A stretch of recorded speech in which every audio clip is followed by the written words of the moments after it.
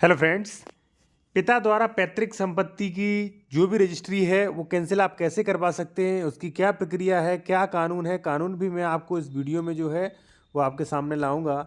ठीक है, तो क्या प्रोसेस है साथियों। सबसे पहले मैं एक चीज़ आपको बता दूं कि आपने सुना होगा कि पैतृक संपत्ति की रजिस्ट्री जो है वो नहीं कर सकते, नहीं करना चाहिए क्योंकि उसमें पुत्र का भी अधिकार होता है। हाँ, बिल्कुल सही।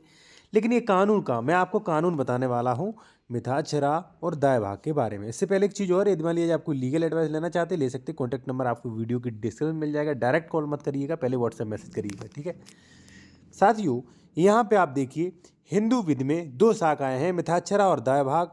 लगभग संपूर्ण देश पर ये मिथाक्षरा शाखा जो है इसी से संचालित होता है। दाय भाग जो है वो कलकत्ता साइड जो है वेस्ट बंगाल में ये जो है ये लागू होता है। तो इससे हमें ज़्यादा मतलब नहीं है, इस मतलब है मिथाक्षरा से। मिथाक्षरा क्या कहती है वो आप जान लीजिए। और लिमिटेशन एक्ट में भी स्पष्ट प्रोविजन किया गया है कि यदि मान लीजिए पैतृक पिता द्वारा बेची गई अंतरित की गई पैतृक संपत्ति को 12 साल तक आप रजिस्ट्री कैंसिलेशन के लिए केस ला सकते हैं। आप ये कानून जो है मेरे द्वारा ले भी सकते हैं। व्हाट्सएप नंबर वीडियो की डिस्क्रिप्शन में दिया गया है। देखिए साथियों, यहाँ पे देखिए संयुक्त संपत्ति के विषय में। संयुक्त संपत्ति कौन सी होती है? सब लोगों की। मिथाक्षरा शाखा में पुत्र का पिता की पैतृक संपत्ति में जन्म से ही अधिकार होता है। जन्म से ही अधिकार होता है। ठीक है, पैतृक संपत्ति में पुत्र पिता के साथ सह स्वामी होता है। संपत्ति के हस्तांतरण में, हस्तांतरण यानी कि बेचने वगैरह, बेचने में, वसीयत दान में करने का पिता का अधिकार उसके पुत्र के अधिकार के होने के कारण नियंत्रण होता है। एक के मरने के बाद संयुक्त परिवार में दूसरा उसका अंतर को उत्तरजीविता से प्राप्त करता है। देखिए, ये मैंने कोई कानून नहीं बनाया है।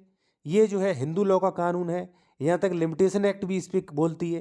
तो ये मैं थोड़ी नहीं कह रहा हूँ, ये कानून कह रहा है। अब कानून ने क्या कह दिया इसमें कि भाई पिता की पैतृक संपत्ति में पुत्र का भी अधिकार होता है। ठीक है, और ट्रांसफर करने का अधिकार भी, नियंत्रण होता है। अब सेकंड देखिए, हस्तांतरण करने के संबंध में। देखिए, हस्तांतरण या ट्रांसफर एक ही बात है, यानी कि रजिस्ट्री बैनामा और वो करने के संबंध में संयुक्त परिवार के संयुक्त सदस्य संपत्ति में अपने अंश को तब तक हस्तांतरित नहीं कर सकते। हस्तांतरित मतलब किसी को नहीं दे सकते जब तक वह अविभक्त न हो, अविभक्त हैं। ठीक है, यानी कि जब तक वह संयुक्त रूप से हैं, बंटवारा नहीं हुआ है। ठीक है, अब साथियों ये स्पष्ट प्रोविजन, यानी कि इसका मतलब हो गया है कि भाई पिता को जो पैतृक संपत्ति मिली है आपके दादा से, वो उन्होंने बनाई तो है नहीं, वो विरासतन मिली है, तो उसे बेचने का भी अधिकार नहीं है।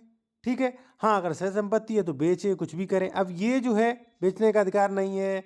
ठीक है, ये मैं नहीं कह रहा हूँ, ये कानून कह रहा है ये। ठीक है, ये कानून कह रहा है। ठीक है साथियों, तो इसी प्रकार से मान लीजिए आप ये वाला कानून लेना चाहते हैं, इसकी पीडीएफ, या कोई लीगल एडवाइस लेना चाहते हैं, या लिमिटेशन एक्ट का कानून लेना चाहते हैं, या मान लीजिए आप कोई उत्तर प्रदेश में जमीन खरीद रहे, डॉक्यूमेंट चेक करवाना चाह रहे हैं, करवा सकते हैं। कॉन्टैक्ट नंबर आपको वीडियो की डिस्क्रिप्शन में साथियों मिल जाएगा। डायरेक्ट कॉल मत करिएगा, आप व्हाट्सएप मैसेज पहले करिएगा, कॉल बुक कराने के बाद बात